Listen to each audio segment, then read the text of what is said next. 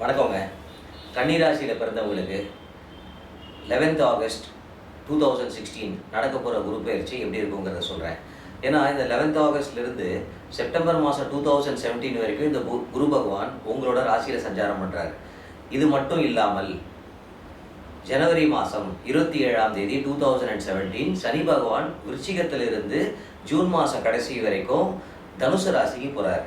அப்போது இது 2 விதமான பலன்களை சேர்த்து சொன்னால் தான் உங்களுக்கு கரெக்டாக இருக்கும். அப்போது முதல்ல இந்த ஆகஸ்ட்லேருந்து ஜனவரி வரைக்கும் உங்களுக்கு எப்படி இருக்குங்கிறத சொல்கிறேன். இது நாள் வரைக்கும் 12ஆம் இடத்துல குரு பகவான் இருந்தார். 12ஆம் இடத்து குரு பகவான்கிறவர் நிறையா விரயங்கள், தொல்லைகள், நம்ம கூட இருக்கிறவங்களே நமக்கு நல்ல தொல்லை பண்ணது, இது மாதிரி நிறையா விஷயங்களை நீங்கள் பார்த்துருப்பீங்க.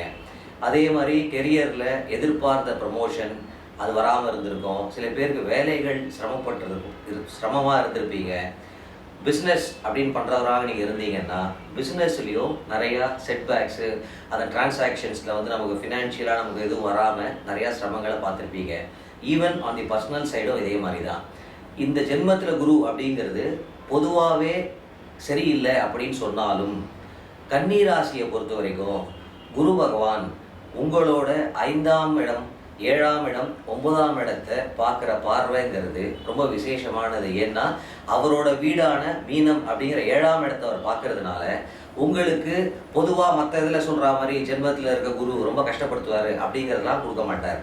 என்ன உங்களுக்கு இருக்குன்னா, first we will talk about your ஹெல்த்தில் ரொம்ப அந்த ரெகுலர் ஹேபிட்ஸ், க்ளீன் ஹேபிட்ஸ் வச்சுக்கிறதுங்கிறது ரொம்ப முக்கியம். அப்படி இல்லைன்னாக்க சில சிரமங்கள், தொல்லைகள் நம்ம ஹெல்த்தில் அஃபெக்ட் பண்ணணும்.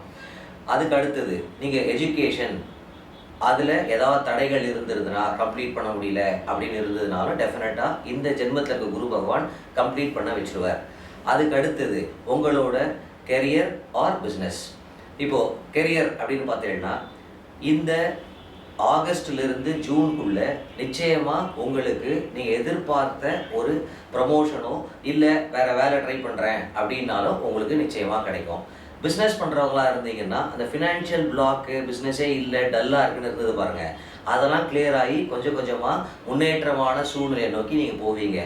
பட் ஃபினான்ஷியலி கொஞ்சம் ஸ்ட்ரெஸ் இருந்தாலும் உங்களோட எஃபர்ட்ஸ், அந்த முயற்சியை தொடர்ந்து நீங்கள் பண்ணிகிட்டே இருந்தீங்கன்னா உங்களுக்கு இந்த காலங்கள் யோகமான காலங்களாக அமையும்.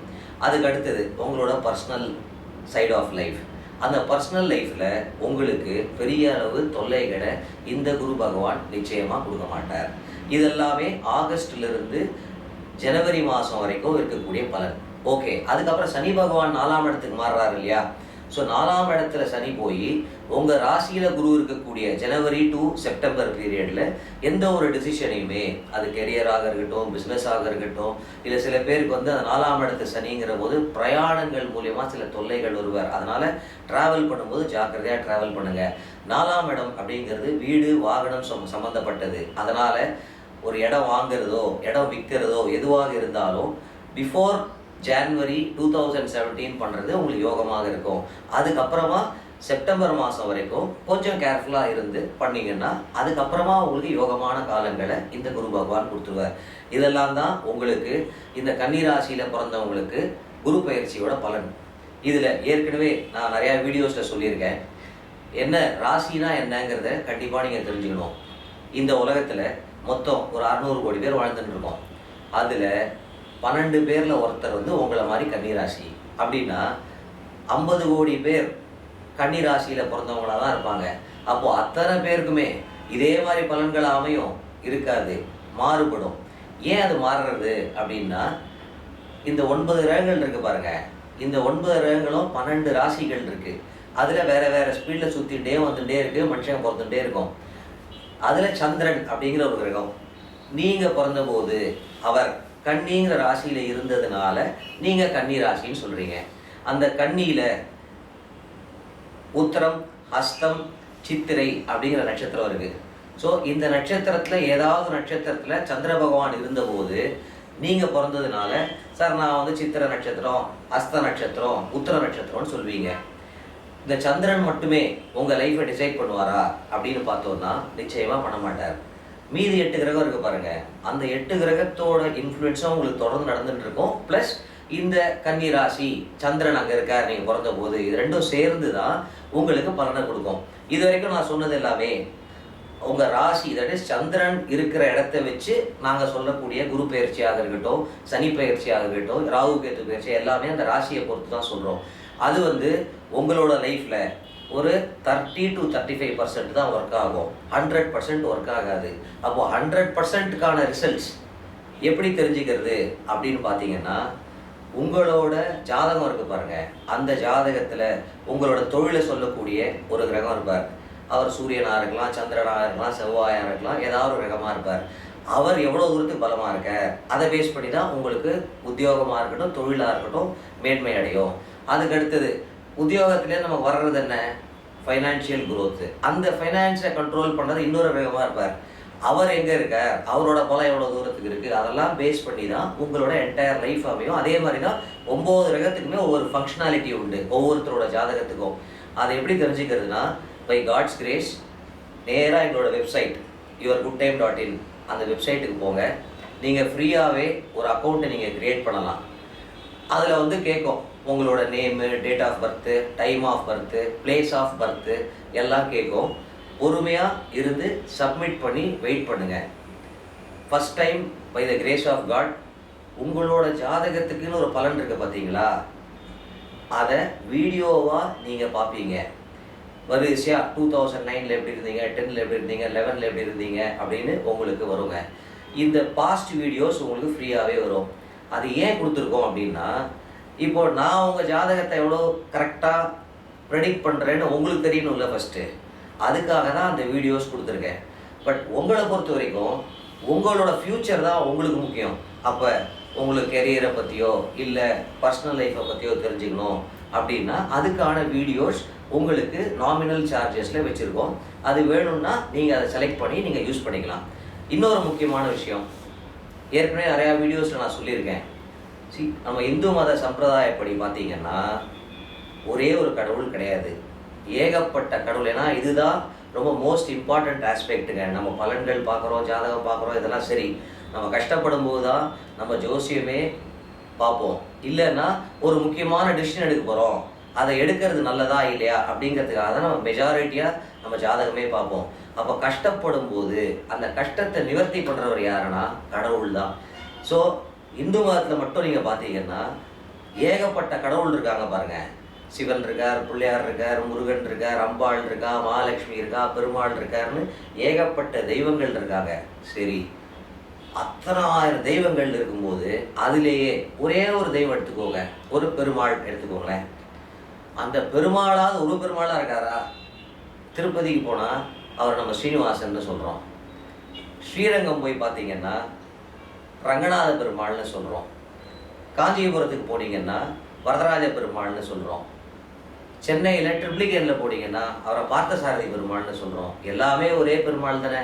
பெருமாள் எங்கே இருக்கார் அப்படின்னு கேட்டால் பெருமாள் தூண்லையும் இருக்கார், துரும்பில் இருக்காருன்னு சொல்கிறோம். அப்போ எதுக்காக இவ்வளவு பெருமாள் வேறு வேறு ரூபங்களில் வேறு வேறு இடத்துல இருக்கணும்? இது ரொம்ப முக்கியமான விஷயம், நீங்கள் கண்டிப்பாக தெரிஞ்சுக்கணும். எப்படி உங்களுக்கு ஒரு ராசி நட்சத்திரம் இருக்கோ அதே மாதிரி நம்ம எல்லா கடவுள்களுக்குமே நட்சத்திரங்கள் உண்டு. அந்தபடி பார்க்கும்போது உங்களுக்கு கொஞ்சம் ஈஸியாக சொல்லணும்னா, பெருமாளோட நட்சத்திரம் என்னன்னு பார்த்தீங்கன்னா திருவோண நட்சத்திரம். அப்போது எல்லா பெருமாளுமே திருவோண நட்சத்திரமாக தானே இருக்கணும். அவர் திருப்பதியில் இருக்கட்டும், ஸ்ரீரங்கத்தில் இருக்கட்டும், எங்கே வேணா இருக்கட்டும். நீங்கள் ஸ்ரீரங்கத்தில் போய் கேட்டு பாருங்கள் பெருமாளோட நட்சத்திரம் என்னன்னு.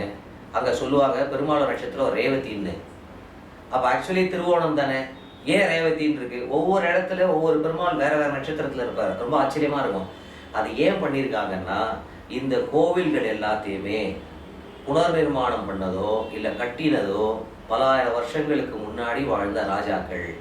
அவங்க ஏன் நாட்டை ஆள்றதை விட்டுட்டு நீங்கள் ஹிஸ்ட்ரி எடுத்து படித்து பார்த்தீங்கன்னா ராஜராஜ சோழன் இந்த கோவிலை கட்டினா அப்படின்னு நிறைய கோவில்கள் கட்டிகிட்டே இருக்கிறத நம்ம பார்ப்போம்.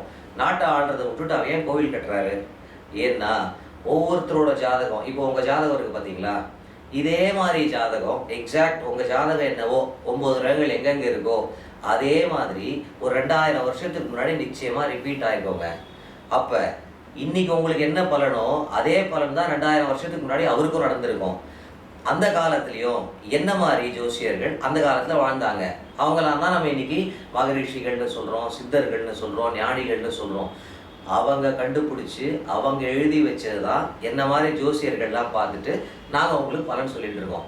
அப்போ அவங்க என்ன பண்ணுவாங்கன்னா, அந்த ராஜாவை கூப்பிட்டு அடுத்த ஒரு 7 வருஷம் கழிச்சு உனக்கு குரு இங்கே வரும், உன்னோட தசா புக்தியில இந்த மாதிரி சரியில்லை, அதை சரி பண்ணணும்னா உன்னோட ஜாதகத்துக்கு ஏற்ற மாதிரி ஒரு கோவிலை கட்டுன்னு சொல்லி ஒரு கோவிலை செலக்ட் பண்ணி அந்த கோவிலை புனர் நிர்மாணம் பண்ணுவாங்க. இல்லைன்னா அவர் புது கோவிலே கட்டுவார்.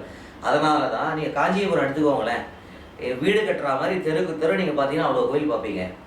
கும்பகோணமும் அப்படிதான். ஏன்னா நம்ம முன்னோர்கள் நம்ம பிற்காலத்தில் வரக்கூடிய மக்களுக்கும் கஷ்டங்கள் வரும், அவங்க நன்னா இருக்கிறதுக்காக தான் ராஜாக்களை வச்சு அவங்களோட ஜாத தோஷத்தை நிவர்த்தி பண்ணி அதே மாதிரி ஜாதகம் திருப்பி ரிப்பீட் ஆகும்போது அவங்க அந்த கோவிலுக்கு போகும்பொழுது அவங்க தோஷ நிவர்த்தி ஆகும்னு கட்டினது தாங்க இவ்வளவு கோவில். அதனால தான் நீங்கள் எந்த கோவில் போங்க எல்லாமே ஸ்டாண்டர்டு சைஸ் கிடையாது. பாருங்க, கர்ப்பகிரகம் எடுத்துக்கோங்க. ஒரு பெருமாள் கோவில் போனீங்கன்னா பெருமாள் சின்னதாக இருப்பார். இன்னொரு கோவில் போனீங்கன்னா பெருமாள் பெருசாக இருப்பார். இன்னொரு கோவிலில் போனீங்கன்னா பெருமாள் படுத்துட்டு இருப்பார். இன்னொரு கோவிலில் போனீங்கன்னா பெருமாள் உக்காந்துட்டு இருப்பார். சரி, உள்ளே இருக்க கர்ப்பகிரகம் அளவு ஸ்டாண்டர்டாக இருக்கா? ஒரு கோவிலில் சின்னதாக இருக்கும், இன்னொரு கோவில் பார்த்தீங்கன்னா பிரம்மாண்டமாக பெருசாக இருக்கும். இதெல்லாம் எப்படி அமையிறதுன்னா, அந்த நட்சத்திரம் அன்னைக்கு பிரதிஷ்டை பண்ணுறார் அந்த பெருமாள். ஃபார் எக்ஸாம்பிள், நான் ஏற்கனவே ஸ்ரீரங்கத்தை சொன்ன மாதிரி, ஸ்ரீரங்கம் ரங்கநாதர் ரேவதி நட்சத்திரம்னா ரேவதி நட்சத்திரம் வந்த அன்னைக்கு அந்த பெருமாளை பிரதிஷ்டை பண்ணியிருக்காங்கன்னு அர்த்தம். அப்போது ரேவதி நட்சத்திரத்துக்குன்னு சில்பசாஸ்திரப்படி உங்களுக்கு டைமென்ஷன்ஸ் இருக்குது. ஓகே, ரேவதி நட்சத்திரம் அன்னைக்கு ஒரு பெருமாளை பிரதிஷ்டை பண்ண போறியா, அப்போது அந்த பெருமாளோட ஹைட்டு இவ்வளோ ஹைட் இருக்கணும், இவ்வளோ அடி இருக்கணும். அது இல்லாமல் அந்த பெருமாளை ஆண்கல்ல யூஸ் பண்ணணுமா, பெண்கல்ல யூஸ் பண்ணணுமா, எந்த ஸ்டோனில் யூஸ் பண்ணணும், சால கிராமத்தை யூஸ் பண்ணணுமா, எல்லாமே அந்த நட்சத்திரத்தை பொறுத்து அமையும். அது இல்லாமல் அந்த கோவிலோட டைமென்ஷன்ஸ் எல்லாமே எதை பேஸ் பண்ணி அமையும்னா, உங்களுக்கு அவரோட ஜாதகம் இருக்கு பாருங்க, அதை கட்டுறாரு, அவர் தோஷ நிவர்த்திக்காக தானே அவரும் கட்டுறாரு. அதே மாதிரி அதில் இருக்கக்கூடிய தோஷத்தை எல்லாத்தையும் அழித்து யோகத்தை கொடுக்கக்கூடிய பெருமாளா அந்த பெருமாள் இருப்பார். இதே மாதிரி தான் எல்லா சிவன் கோவில்களும் எல்லா முருகன் கோவில்களும் எல்லா ஆலயங்களுமே அந்த காலத்தில் கட்டினது. அதனால தான் நீங்கள் பழமையான கோவிலுக்கு போகும்பொழுது பார்த்தீங்கன்னா உங்களுக்கு அந்த வைப்ரேஷன் தெரியும். புதுசாக இருக்கிற கோவில் போய் பாருங்கள், உங்களோட வைப்ரேஷன் இருக்காது. ஏன்னா 2000 வருஷமாக அந்த கோவிலுக்கு தொடர்ந்து அபிஷேகமும் ஆராதனையும் மந்திரமும் சொல்ல சொல்ல சொல்ல அந்த பெருமாளோ அந்த சிவனுக்கோ அவ்வளோ சக்திகள் வரும். அப்போ உங்கள் ஜாதகத்துக்கான கோவில் எதுன்னு தெரிஞ்சு அந்த கோவிலுக்கு போயிட்டீங்கன்னா உங்களுக்கு எத்தனை மாதிரியான வைப்ரேஷன் இருக்கும், எந்த மாதிரி யோகங்கள் கிடைக்கும் பாருங்கள். அதை கூட எங்களோட சர்வீசஸில் இருக்குது. அதையும் நீங்கள் அவசியம் தெரிஞ்சிட்டிங்கன்னா உங்களோட கஷ்டங்கள் எல்லாமே சரியாயிடும். இதை ஏன் சொல்கிறேன்னா, இன்றைக்கி நிறையா கன்ஃபியூஷன்ஸ் இருக்குது. ஃபார் எக்ஸாம்பிள், சார் எனக்கு 7.5 சனி நடக்குது, 7.5 சனி நடக்குதுன்னு ஒன்று பார்த்தீங்கன்னா எல்லாரும் திருநள்ளாறு போயிடுவாங்க, இந்த திருக்கொள்ளிக்காடு போவாங்க. இன்னும் சில பேர் ராகு கேத்து, சார் ராகு கேத்து தோஷமா சார், எனக்கு கல்யாணம் அதனால் ஆக மாட்டேங்கிறது, இல்லை எனக்கு அதனால் பிஸ்னஸ் செட் ஆக மாட்டேங்கிறது, அதனால் எனக்கு ஃபினான்ஷியலாக கஷ்டமாக இருக்குது அப்படின்னு உடனே எல்லாம் என்ன பண்ணுறாங்கன்னா நம்ம காளஹஸ்திக்கு போகிறாங்க. இல்லைன்னா கும்பகோணத்தில் திருநாகேஸ்வரம்னு ஒரு இடம் இருக்குது, அங்கே போய் பால் அபிஷேகம் பண்ணுங்கன்னு சொல்கிறாங்க. அதெல்லாம் தப்பு இல்லை, அந்த கோவில்களுக்கும் சக்தி உண்டு. ஆனால் தயவு செஞ்சு புரிஞ்சுக்கோங்க, எந்த ஒரு கோவிலுமே ஒரு கிரகத்துக்காகவோ இல்லை ஒரு பர்பஸ்க்காகவோ, சில பேர் கல்யாணம் ஆகலை சார் அப்படின்னா இந்த மகாபலிபுரம் ரோட்டில் நித்திய கல்யாண பெருமாள்னு ஒருத்தர் இருக்கார், எல்லாம் அந்த கோவில் போவாங்க. இல்லை அந்த சைடு மாயவரம் சைடில் இருந்தாங்கன்னா அங்கே திருமணஞ்சேரின்னு ஒரு இடம் இருக்குது. இன்னும் சில பேருக்கு கல்யாணம் ஆகிருக்கும், குழந்தை இருக்காது, உடனே அவங்க என்ன பண்ணுவாங்கன்னா கர்ப்பரக்ஷாம்பிகை அப்படின்னு ஒரு கோவில் இருக்குது. இந்த மாதிரி பல கோவில்கள் போய் போய் நமக்கு பலன் கிடைக்காம போகிறது பாருங்கள். அப்போ என்ன ஆகிடும், நமக்கு இதெல்லாம் உண்மையா அப்படின்னு கஷ்டங்கள் வர ஆரம்பிச்சிடுறது. நீங்கள் ஃபார் எக்ஸாம்பிள் காளஹஸ்தியை எடுத்துக்கோங்களேன், ராகுக்கான ஸ்தலம். ஒரு நாளைக்கு குறைஞ்சது 500லேருந்து 1000 பேர் உண்மையான பக்தியோட வேலை எல்லாத்தையும் விட்டுட்டு அங்கே போய் அபிஷேகமோ சர்ப்பசாந்தியோ பண்ணுறாங்க. அந்த 1000 பேருக்குமே பலன் வர்றதா அப்படின்னு பார்த்தோம்னா இல்லையே. அப்போ அந்த கோவில் தப்பா? நிச்சயமாக கிடையாது. அது என்னன்னா, அந்த 1000 பேர் போகிறோம் பார்த்தீங்களா, அதில் எங்கேயாவது ஒரு 50லேருந்து 100 பேருக்குள்ள அவங்களோட ஜாதகத்துக்கு ரிசம்பிளன்ஸாக இருக்கிற கோவிலாக அது அமைஞ்சிருந்திருக்கும். பை லக் அவர் அங்கே போயிருந்திருப்பார். அந்த 50 பேருக்கோ 100 பேருக்கோ நடந்துரும். அதை பற்றி நமக்கு அக்கறை இல்லை. என்னோட கவலை என்னன்னா மீதம் 900 பேர் இருக்கும் பாருங்க. அந்த 900 பேர் என்ன பண்ணுவாங்க, கோவிலுக்கு போயிட்டு வருவாங்க, நடக்காது. என்ன பண்ணுறது, சரி அடுத்த கோவிலுக்கு போகலாம். இந்த மாதிரி பல கோவில் போயிட்டு கடைசியில் கோவிலுக்கு போகிறதே விடுற அளவுக்கு இன்றைக்கி நம்ம வந்துட்டோம். அதனால தான் சொல்கிறேன், உங்களோட ஜாதகத்துக்குன்ற கோவிலை நீங்கள் பாருங்கள், அங்கே போயிட்டு வாங்க. நிச்சயம் எந்த விதமான கஷ்டங்களாக இருந்தாலும் கடவுளை மீறி யாருங்க, என்ன மாதிரி ஜோசியர்கள்லாம் ஒரு போலீஸ்காரர் எப்படி வழி சொல்லுவார், ஒரு ஜங்ஷனில் போய் நிற்கிறீங்க, சார் இந்த இடத்துக்கு எப்படி போகிறதுனா நேராக போய் செகண்ட் ரைட்டில் திரும்பு அப்படின்னு சொல்லுவார். அந்த மாதிரி தான் என்ன மாதிரி ஜோசியர்கள்லாம் வழி காட்ட முடியுமே தவிர, உங்களுக்கு தோஷத்தை நிவர்த்தி பண்ணி யோகங்களை கொடுக்க வேண்டியவர் கடவுள் தான். அவர் எதுங்கிறதையும் நீங்கள் என்னோட வெப்சைட்டில் வந்தீங்கன்னா அது ஒரு சர்வீஸ்க்கு இருக்குது, நீங்கள் பார்த்து தெரிஞ்சுக்கலாங்க. நன்றி, வணக்கம்.